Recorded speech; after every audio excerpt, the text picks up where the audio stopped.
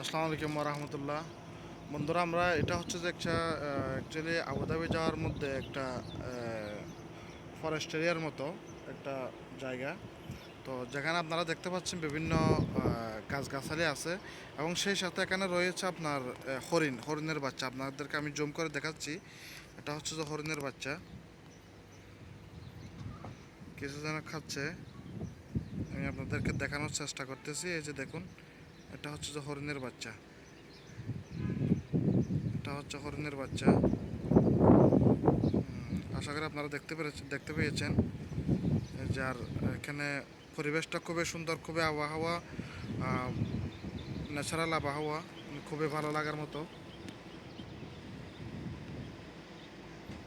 দেখতে পাচ্ছেন খুবই সুন্দর একটা জায়গা। এখানে পাখিদের ডাক শোনা যাচ্ছে, খুবই কোলাহল একটা পরিবেশ।